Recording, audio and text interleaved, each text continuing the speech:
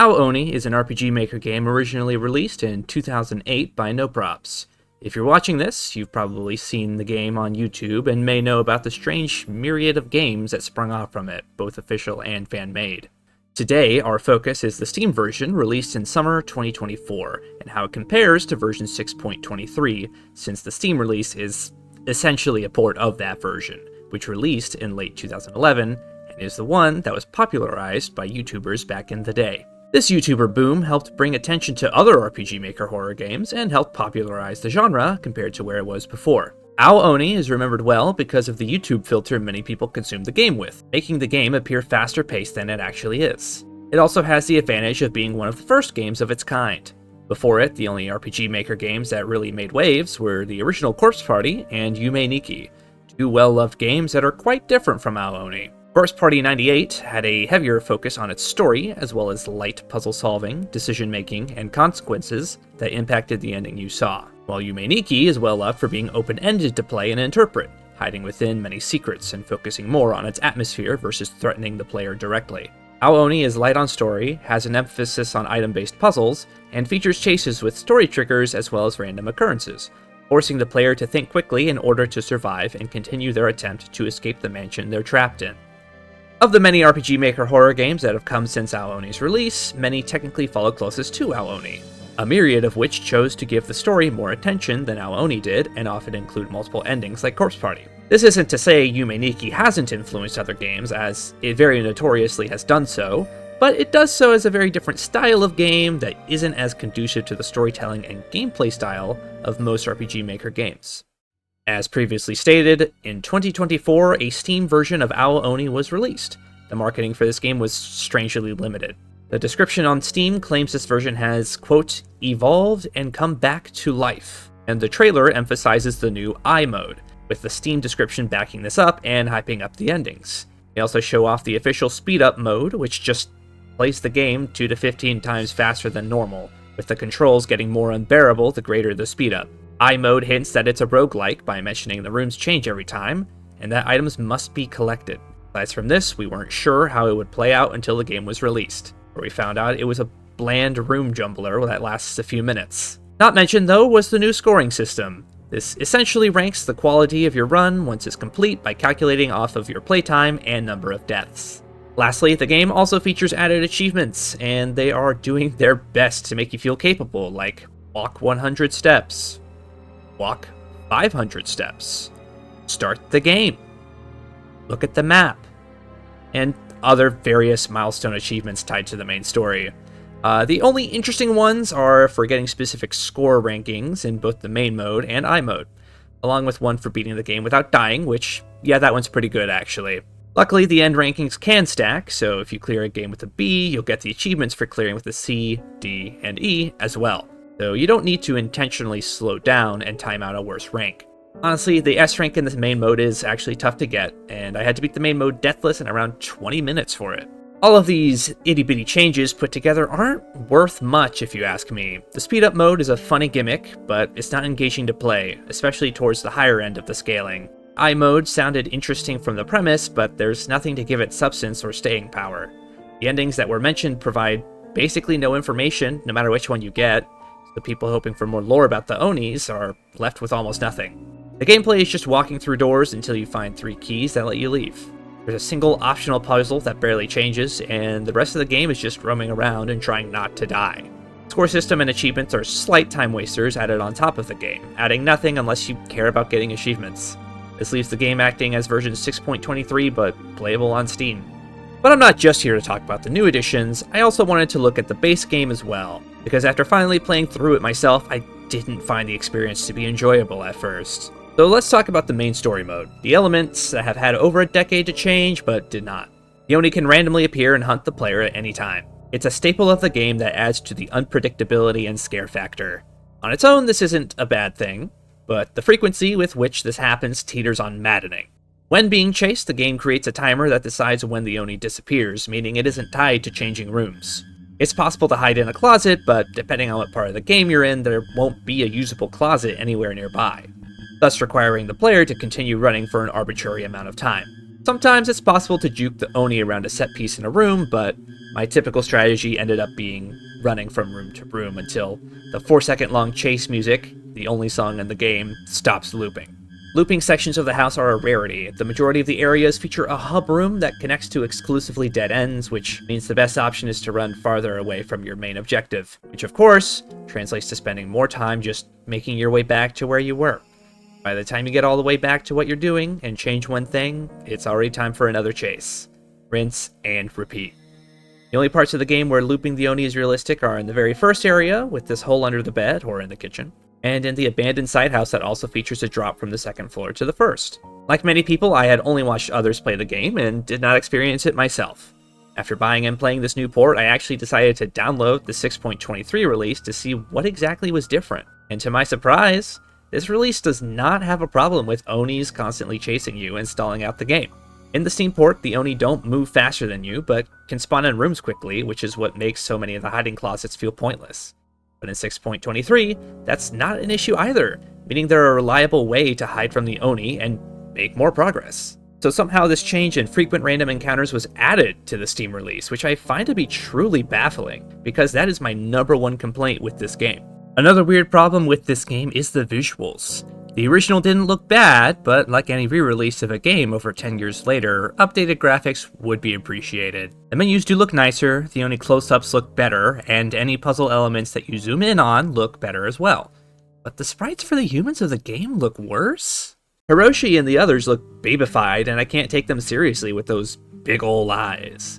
In addition, the character portraits haven't changed much either. They're of a consistent quality, but if you haven't played the original in a while, you'll wonder if they changed at all. The map is a 1-to-1 recreation, which makes sense, but the quality of the assets has barely changed, leaving the game looking about the same. But now you have huge eyes that stare through the screen. For a game that costs $10, I expected more of a facelift for the whole experience. I mean, Mad Father, Misao, and The Witch's House all have enhanced Steam versions that are similarly priced and were rebuilt to look way better. But their common ancestor can't do the same? It's disappointing. The story of the game isn't very deep, and that's neither good nor bad. While a good story can elevate gameplay and vice versa, it isn't necessary, and it's clear the game's focus is on its puzzles and horror. Just enough happens to kick off the plot and keep it moving. Hiroshi and friends go to this mansion as a dare or something. It's not really clear, but the group is immediately separated and pursued by the titular Oni pretty quickly from there. After that, the other characters appear occasionally, usually to talk about how scared they are, and no, they don't want to stick together for safety because that's scary. Then the next time you see them, they're dead, and they turn into an Oni as well, which is actually really good. Even if they look incredibly goofy with their haircuts, but at least you know it's them. At the end of the game, Hiroshi escapes alone, and that's that. We see somebody else come to the mansion and get Oni'd on, which shows even though Hiroshi saved himself, the threat of the mansion remains. With a story like that, there isn't too much to think on, except what are the Oni? Well, the I mode, featured in the Steam port, played with the idea of letting the fans in on what these things are and where they come from. So, let's talk about I mode. It's pitched as a roguelike with a random layout every time it's played, which is technically true. The little side mode is called I Story, and the Steam page hypes up its multiple endings. The game takes a selection of pre-generated individual rooms and puts them on a grid of a meager 5x5. An Oni occasionally spawns to chase you, and the Fuwadi can be added to the mix if it's found. The goal is to find a blue orb, a red orb, a doll head, and the exit door. There are lots of shining spots indicating items, but many of them are useless, meaning you have to keep checking item spots until you get what you need. After escaping through the doll head door, depending on how fast you are, you get an ending with a bit of text, and that's it.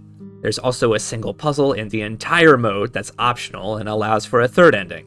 There's a safe in a piano room that has a code, and to get the code, you have to find the wall map in the mansion, and use the grid to figure out what spot the piano room is on in the grid, and put in that location for the safe. If you find a corner of the map, though, you can math it out yourself and grab the contents of the safe a little easier. If you beat the game with this item, the broken blue syringe, you get the last ending. With all three endings put together, we finally get new lore about Ao Oni. We learn that Ai is in a hospital, and the gameplay is her dreams. And she was seemingly injected with the blue syringe, and that's it. The singular implication is that the contents of the syringe eventually turn people into Oni, but what does that get us without any more information? I suppose it's neat to know that the Oni are a human-made monster instead of coming from hell or the spirit world, but that's it. This mode adds barely anything to the story, and its gameplay is uninteresting and its appeal dies quickly. The least interesting part of Ao Oni is running away from the Oni, and that's all this game is. I wonder if this mode is why the main story has such a problem with Oni chases. Because this side mode is so short with so many room transitions, they would need the Oni to appear quickly to have tension while you look for the items you need. Even then, this mode fails at creating tension because you're allowed to save whenever. It's a weird choice for a roguelike, but you can save your spot in your seed and go back to it when you die. The Fuwadi is always locked in a cage with an item, and if you want to check it, why not save, grab it, and see if it's important. If it's not, reset. I just don't get the existence of this mode. Maybe it's only there to say the team did something unique for the Steam port. As I briefly mentioned before, the Steam version features a new scoring system. It only tracks 2 metrics, time spent and deaths. This means it's simple to figure out if you're on a good run or not, and that your score is greatly impacted by your familiarity with the game. To get that S rank, you need to fly through the entire game, going from puzzle to puzzle with accuracy and aplomb. It's essentially a memory test, and Oni do actually give the memory test some stakes, as they are less egregious when you're not wandering around figuring out what to do next. But even then, they can still be heavy-handed. I don't have any big opinions on the score system's presence since it doesn't take anything away, but it's not that satisfying either. In I mode, your rank is a bit more luck-based, since you might get a bad seed that makes getting the right time benchmark difficult. At least you can save at the beginning, find the items and the exit, then do it again to get a good rank if you care enough. The environment of this game is fine enough. The game takes place in a mansion that's separated into different segments. You can travel between them freely, but once you reach a new section, you won't need to backtrack to find the next event or item. You start at the front of the mansion, then the basement, which is a different color. And there's another first floor section that's darker than the start of the game, but the screens are tighter and harder to navigate with harder puzzles. And there's another brief underground segment that teases an escape before chasing you into an abandoned building outside of the mansion. This place is definitely the most visually distinct area, being visually dilapidated and lasts the longest of the areas in the game. None of the environments are particularly mind-blowing, but the game still manages to make interesting puzzles and a memorable layout in spite of that. Sectioning off the game into color-coded areas also works well to help with navigation, since you'll figure out quickly that an area with a new palette means you're done with what came before it. I definitely appreciate this approach, and it seems other people did as well, since other RPG Maker horror games like to section off their games as well. With Eve also using color-coded areas, and the Witch's House separating itself into floors operating off of similar principles to what Ao Oni did before them. Is there anything I unabashedly like about this game? Yeah, actually, I really like the puzzles in this game. Some of the puzzles lean toward obtuse, but I do appreciate the structure of its item-focused puzzles. It reminds me of Resident Evil, where sometimes all you need is to pick up a key, but other times you need to look at, combine, or creatively use an item with what's around you to create a way ahead, where the puzzle is how to even get the key. Also, like Resident Evil, you need to know how to use your items, and you can't just interact with something in a room. You need to select the item from your inventory to use it, so you have to understand what your items can do. The puzzles are the bulk of the gameplay in both versions of the game, since they're essentially the same, but the big difference for the Steam port, as already mentioned, is the outrageously strong presence of the Oni, which stall out puzzles in sections of the game as you have to run away and back to the puzzle just to solve it, leave the room, and get chased again. The puzzles really are cool though. Like there's this one where you open a book and you get a bookmark, and then you use that with a keypad that you open with your screwdriver to learn the code for. It's really great. There's also the metal disc with the ring of colors on it, which makes you engage with the item to solve a different puzzle in a different room to unlock the other half of the item, which you didn't even realize is what you were after, and that gets you a new key. It's cool how intentional the design of so many of the rooms is, and many RPG Maker horror games released after Ao Oni take the idea of item-based puzzles and run with it. Many of the best puzzles in this game are the ones that interact the most with the environment, like learning about the buttons under the pews and figuring out what order to press them in, or how to get this blue piece out of the room it's in since removing it locks the door, requiring you to figure out a new way in and out of that room. In essence, the Steam port is a waste of money. The only good things I have to say about this game is its puzzle design is cool, and it inspired a lot of games I like way more than this one. I wouldn't say that version 6.23 of Ao Oni is a bad game, but it's a good free experience. The Steam port is most definitely a way worse version to play. It doesn't do much of anything to justify its cost of $10, and unfortunately for it, it's easy to find comparatively better ports of similar games on Steam. iStory is a nothing burger mode that wastes your time, and the main mode is exactly the same, but more tedious. I would say maybe get it for $3 if the price ever gets that low, but honestly, that's still not a very good deal. If you want to add an RPG Maker game with a facelift to your Steam library, go with Mad Father or The Witch's House MV or something, because those titles really enhance the visuals while adding to the gameplay and staying faithful to their original incarnations. Okay, now this is where the video is supposed to end, but while I was editing this, a new Ao-Oni was dropped on Steam called Ao-Oni: The Horror of Blueberry Onsen.